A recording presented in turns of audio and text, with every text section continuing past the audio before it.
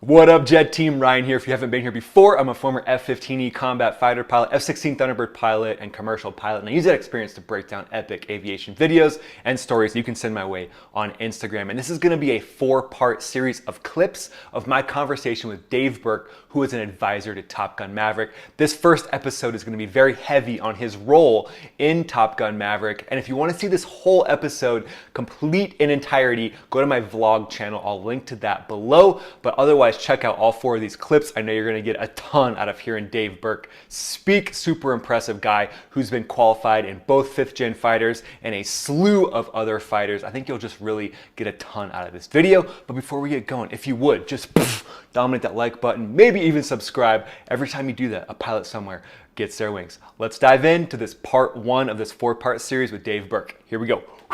All right, I'm going to transition for a second, man. Dude, a lot of the questions on Instagram were like, what, the Top Gun, they're all Top Gun oriented, which I Fire love. away. So what role did you play? And this is from Amanda. She's got a follow-on question to this as well. But what role did you play in Top Gun? Were you an advisor for Top Gun Maverick? So unofficially, and I can say this now because I'm retired, but yes, unofficially.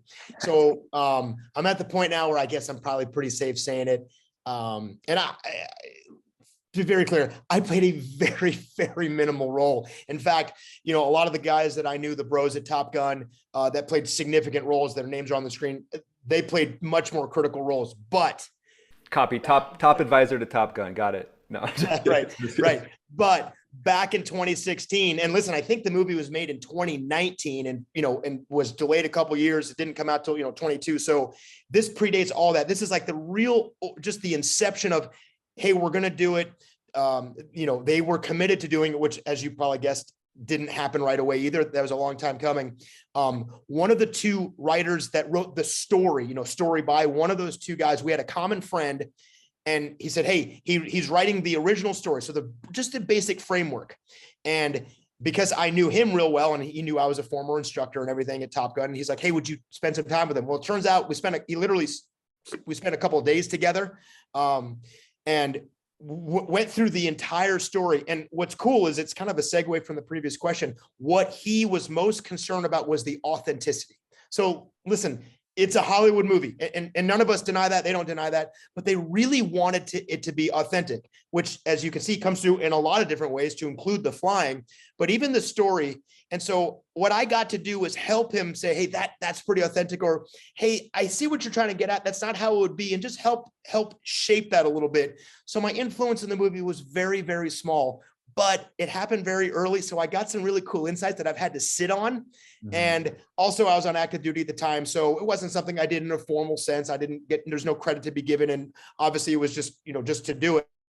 But I also knew a couple of small details that were coming, so that I had to sit on them for several years. So it was kind of cool to be on the inside, but make sure that they understand that, like, my influence was very, very minor, but it happened really early on with one of the 2 writers that wrote the story. So it's kind of cool, I guess. That's super cool, man. Was it, now obviously, like, the technical side, I'm sure they would come to you with questions about that, but from the character development side, I saw some cool stuff with, like, some of the personalities. Let's say like Hangman, kind of like a little more edgy, a little more in your face. Like, I definitely knew guys like that in the fighter squadron. And then guys like Rooster, where they're maybe not, they're a little more emotional, where they're just like more relatable. They care more about people, not winning quite as much. Were you taking things from the real, your fighter squadron experience and sharing that? I didn't go to that. No, I did not go to that level. It wasn't the level of detail where I could say that I had any influence on individual characters. All that for me is very much after the fact, like you, is seeing it and seeing those characters. There was definitely a sense as they started to build this, that the competitive nature, or I guess a better way to put it is, inside the original movie, there was this competition between characters. They knew that was something they wanted to continue to model. It was an effective storytelling medium, which was these 2 characters were competitors, the Maverick and Iceman. And so they knew that there had to be that sense of that. I never had any influence over any individual character development. It was much more about, would this happen the way that it did? Would they say it like that? Would they kind of generally interact like that? So they went much more refined after that. Mine was like way, way, way high level. But I will say this, despite the fact that probably each of the individual characters in the movie were a little exaggerated. Like you talked about, I think his name was Hangman. It's kind of, he's the ego guy. Mhm. It's probably a little bit over the top, but not like crazy. I knew guys that had big egos, and I probably throughout my career could look back and have people who say that I had a big ego. So yes, they exaggerated it a little bit, I think, because you got to tell a story in 2 hours. And so they magnified a bit, but they touched on real personalities inside all those characters that I could relate to just the way you did too. So I really thought, even though they're a little bit magnified, they did a good job identifying that there are different types of people out there doing the same thing, and they absolutely interact differently. And you got to deal with those personalities, man. It's a real thing. Absolutely, man. Which character reminds you the most of yourself in the film? Oh man. I don't know if I could answer that. To be quite frank, I think probably a blend of all of them. The character, I think I got it right. I think his name is Bob. He's believe it or not, he's like a backseater. Yeah. I liked him because he was super understated and very subtle. He ended up being, really capable and talented, but he was good about like not saying much. And then when he said something, it was like a really good one-liner to make the other person kind of feel bad. And so I really resonated with that character. Of the people I appreciate the most are the ones that say the least, that do the most. And I looked at that guy, I'm like, that was a cool character. I really liked that they developed that character, and he got a couple of good shots in on the loudmouths. But for the rest of the time, he just head down doing some good work, which was really cool. Solid, man. No, I like that observation. So flying the F-15E, I got to be in a squadron with half Wizzos, with weapons systems officers. And I felt like they were this cool counterbalance to like the type A ego that, I probably had at times, more than I'd like to admit probably, but they were like that grounding force in the squadron of like, you don't have to be the loudest person in the room. Like you just said, sometimes the biggest contributor sits back, takes in the information, and then acts from a place of better understanding. Did you see that in the Navy or in the Marines as well? Well, where I saw it was at Top Gun, because I was throughout my career flew single seat aircraft. So my Hornet experience was all single seat. And then I go up to Top Gun, and I had some dual, I got qualified in the 2-seat platform to work with Wizzos, to be able to teach and train both Tomcat crews, and then Super Hornet crews started coming through during my time. So my experience was learning and building relationships with former Tomcat and now Super Hornet backseaters that were from the Navy. I'm in the Marine Corps, and built that same experience that you had. And in fact, as when I was my last job at Top Gun was the training officer. It's like the senior job. It's like the coolest job, different term for Navy and Air Force. So training officer in the Air Force is not that big of a deal. It's the weapons officer is the big deal. But in the Marine Corps and the Navy, the training officer is like the coolest job. And the other job that we had was called the standardization officer. The standardization officer is kind of your partner in crime, your counterpart. He was a former Tomcat pilot Wizzo, or Tomcat Rio turned Super Hornet Wizzo, who is exactly that, just quiet, understated, and just one of the smartest, most influential, one of my closest friends. And I look back on my relationship with him, and he was just an amazing guy, and nothing like this big, brash, arrogant loudmouth.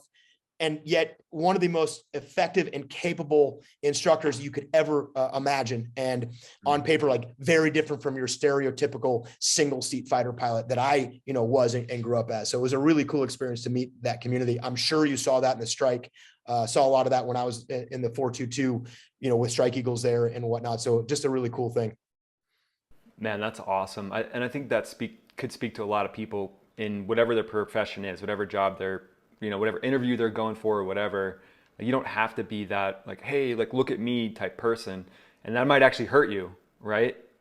I remember applying for the Thunderbirds, and it was pretty fun process. It was like a week-long interview, and I remember being there, and there was like these guys and gals that were like kind of running to the front every time, trying to get the most face time with the boss, and I was just like, well, I'm probably not going to get this because I just don't feel like I would feel like weird doing that, and I didn't know why. And I remember one of the pilots on the team pulled me aside later, and he's like, dude, he's like, and I told him, I'm like, dude, I'm kind of like being a little quieter during this interview process. I don't know, how it's going. He said what you just said. He's like, sometimes, I've seen a couple rounds come through here, and it's these people that are loud that no one wants around. So, dude, that's really, really cool. Okay, Amanda's follow-up question was, in the scene in Top Gun when they fly under the bridge, could they really make that happen, or is it only going to happen with CGI? And what's the realities of flying a jet in a situation like that? I think you're the right guy to answer that, because the only people I can think of that could actually do that are either Blue Angel or Thunderbird pilots. Your average Dave Berke is not flying that jet through that bridge. You guys could probably pull that off, though. Other than that, I think they're relying on CGI. Yeah. I don't know, man. Maybe if you had like, like a 3 mile stretch of property and you set it up to where, okay, You this knew is, it was coming in, yeah. you Yeah. knew it was coming, you get into knife edge, you like precisely time it out to where you're like, okay, I'm gonna lose 100 feet throughout this like knife edge pass. But yeah, doing that by the seat of your pants, man, I don't know. That's only Maverick. It looked super cool though. So Yeah, 100%, 100%. So there you go, guys. Hope you really enjoyed that conversation. I know I did. Again, check out clips 2 through 4 if they've released. You're gonna love them. I know you're gonna get a ton out of those. And if you want to see this whole episode in its entirety, go to my vlog channel. You'll see the whole podcast there. I'll link to it in the description. And before you get going, if you would, just download that like button and subscribe, and let me know in the comments what you thought and if you like this interview format. Thanks so much for being here, guys. Most of all, have a great day.